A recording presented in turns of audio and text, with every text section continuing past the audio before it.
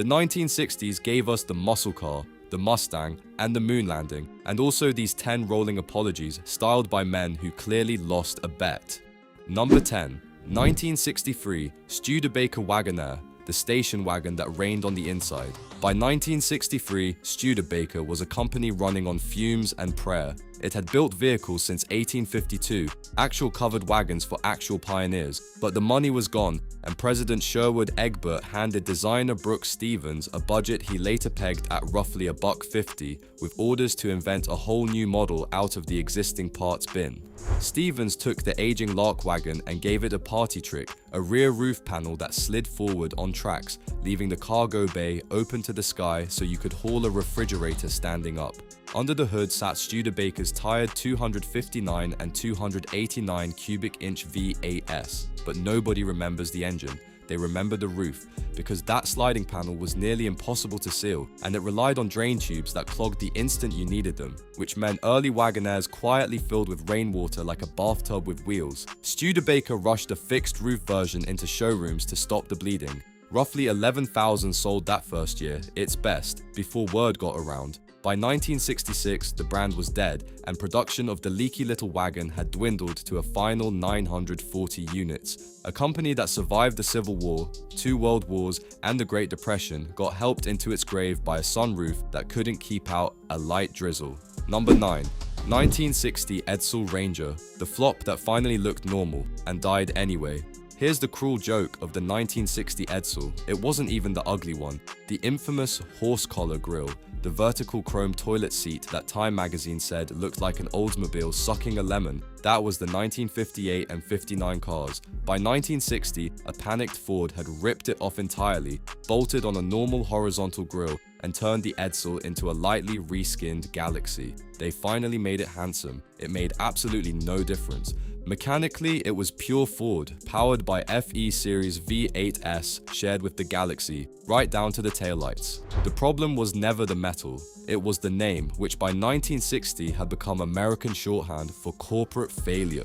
Ford quietly announced the brand's execution on November 19, 1959, barely into the model year. Just 2,846 of the 1960 Edsels were built before the plug came out, against 68,045 in the debut year, a nearly 24-fold collapse. Only 76 were convertibles. The whole 3-year misadventure cost Ford somewhere around $250 million. They spent a fortune designing a car that wouldn't look like a Ford, then spent another fortune making it look exactly like a Ford, then killed it. Peak Detroit, number 8. 1961 Plymouth. Virgil Exner's forward look, left out in the sun too long. Virgil Exner was a genuine visionary. His late 50s forward look Mopars sent GM's design studios into a full-blown panic. But Exner had a heart attack in the middle of developing the early 60s cars, and something went sideways in the recovery. The 1961 full-size Plymouth looks like one of his masterpieces that somebody left too close to a radiator. The tail fins that peaked in 1960 were hacked off. The taillights got stuffed into strange chrome pods, and the front end, droopy, melting bright work with headlights that sagged toward the bumper, wore an expression best described as personally offended. It rode on Plymouth's new unibody platform and offered everything from the Slant 6 up to the 383 Big Block, none of which anyone noticed past the face. Buyers voted with their wallets. Full-size Plymouth sales slid from 242,725 to 206,907, and the brand tumbled to 7th in the industry. And if you think that's rough, Exner wasn't finished. Hold that thought. Number 7. 1965 AMC Marlin, the fish that got harpooned by its own price sticker. American Motors watched the Mustang invent the pony car and decided the smart money was in fastbacks. So designer Dick Teague draped a sweeping fastback roof over the back half of the mid-size Rambler Classic. The trouble is, management insisted on full rear headroom, which forced the roofline up and out, giving the Marlin a bulbous, top-heavy silhouette that tapered like a dying goldfish. One writer at Automotive Quarterly flatly called it the ugliest vehicle yet to come from Detroit. Even AMC's own designer, Bob Nixon, later shrugged it off as one of the company's worst production cars. It wasn't a slouch mechanically. You could get a 327 cubic inch V8 making up to 270 horsepower with front disc brakes, genuinely advanced for 1965. But here's the number that killed it. The base price was $3,100, a whole $37 more than a fully loaded Rambler Classic hardtop. A MC moved just 10,327 marlins that first year, then 4,547, then a pitiful 2,545, before Mercy killing it in 1967, 17,419 total. The final insult? Dodge borrowed the exact same fastback idea for the 1966 Charger, did it with a straight face, and sold a boatload. Number 6. 1962 Dodge and Plymouth. The cars the designer himself called plucked chickens. Remember Exner? Here's the sequel. A rumor swept Detroit that Chevrolet was about to downsize its full-size cars, so Chrysler president Tex Colbert ordered Exner to shrink the 1962 Dodge and Plymouth to match. The rumor was completely false. Chevy did no such thing, but by the time anyone realized, the damage was cast in steel. Full-size Mopars that were suddenly awkwardly small, wearing bizarre mismatched styling where the front and rear looked designed by two teams who'd never spoken. Exner was so horrified he coined the insult himself, plucked chickens, and told management flat out the cars would flop and his team shouldn't take the blame. They still carried the same solid engineering underneath, from the Slant 6 to the mighty 413 Max Wedge. Didn't matter. Introduced in September 1961, the plucked chickens laid an egg. Plymouth crashed from 4th place all the way to 8th. Dodge shed more than 10%. Chrysler needed a scapegoat and fired Exner anyway. The man was so right about his own cars that being right got him canned. Number 5. Citroën Ami 6. The car its own designer said looked like it had run someone over.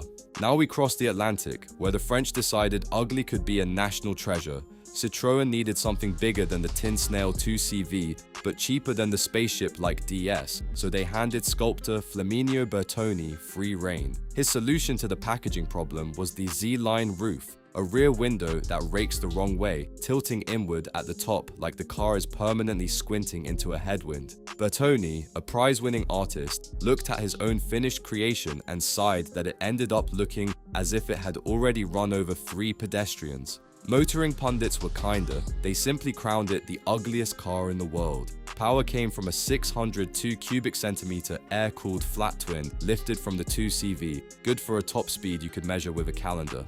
And here's the part that will break your brain. The French loved it. The Ami 6 became the single best-selling car in all of France in 1966, cracked over 1 million units, and the wagon version outsold the sedan by more than 3 to 1. An entire nation looked at the world's ugliest car and said, "Oui, that one." Number 4. Amphicar Model 770. A mediocre car and a worse boat in one leaky package. German engineer Hans Trippel had a dream, a car you could drive straight off a boat ramp into a lake. Backed by the Quant Group and some $5 million, the Amphicar surfaced at the 1961 New York Auto Show. A tall, slab-sided convertible with door seals, twin propellers out back, and the single highest tail fins ever fitted to a production car, a full inch taller than a 1959 Cadillac's, because nothing says seaworthy like Cadillac fins. The heart of it was a 43 horsepower Triumph Herald 4-cylinder driving the rear wheels on land and the props in the water.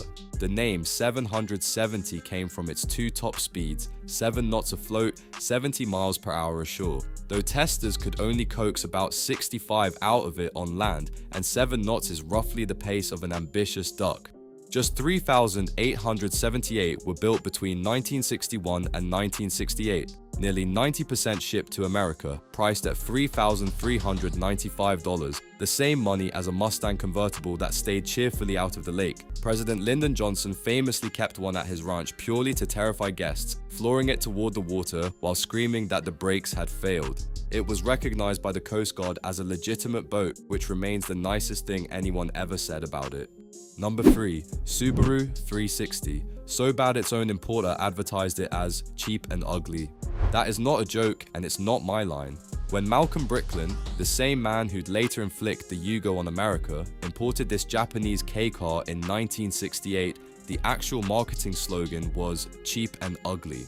Truth in advertising has never again reached such heights. The 360 was named for its 356 cubic centimeter engine, a two-cylinder, two-stroke Weezer making 25 horsepower, hauling a car that weighed under 1,000 pounds and wore rear-hinged suicide doors. Consumer Reports got hold of one in 1969 and delivered a public execution, stamping it not acceptable in the large letters. It took 37.5 seconds to reach 50 miles per hour. The suicide doors popped open in crosswinds, under hard cornering, the rear wheels tucked under the body like a frightened turtle's legs, and the magazine noted the front bumpers were virtually useless against anything more formidable than a watermelon. Roughly 10,000 made it stateside before that review detonated sales. Somewhere, an ad executive pitched the words cheap and ugly, and an entire boardroom said yes. Honestly, respect. Number 2, Trabant 601. 2.8 million cars carved out of pressed underpants. Behind the Iron Curtain, East Germany's answer to the Volkswagen Beetle had body panels made of Duraplast, phenol resin mixed with recycled cotton and wool waste, essentially reinforced cardboard because the country couldn't spare the steel. It was rust-proof, which was the only kind thing about it, and reportedly toxic if you burned it, and delicious if you were a goat, not a sentence you get to say about a Cadillac.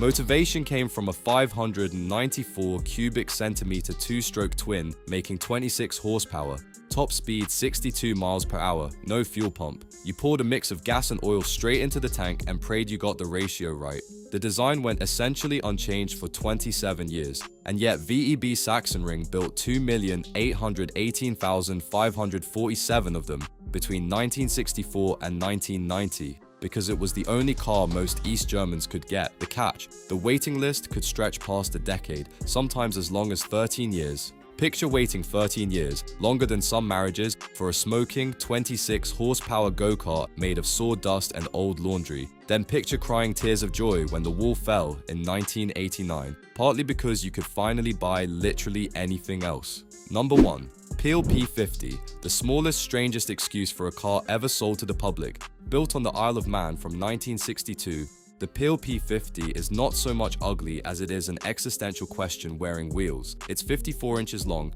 39 inches wide, weighs about 130 pounds, and holds the Guinness World Record as the smallest production car ever made. A fiberglass jelly bean marketed, and I quote, as having room for one adult and one shopping bag. Under the right flank sat a 49 cubic centimeter single-cylinder moped engine making all of 4.2 horsepower, driving a single rear wheel through a 3-speed gearbox. There was no reverse gear. If you needed to back up, you got out, grabbed the handle, bolted to the tail, and physically dragged your own car around like a stubborn suitcase. Peel sold roughly 50 of them before giving up in 1965, and fewer than 30 are thought to survive. They cost about £199 new. That absurd rarity has since made them blue-chip collectibles. A 1964 example pulled a jaw-dropping 85,000 Australian dollars at auction just last October. So there it is, the ugliest, smallest, most gloriously ridiculous car of the entire decade. A vehicle you park in an elevator, reverse by hand, and insure for the price of a house.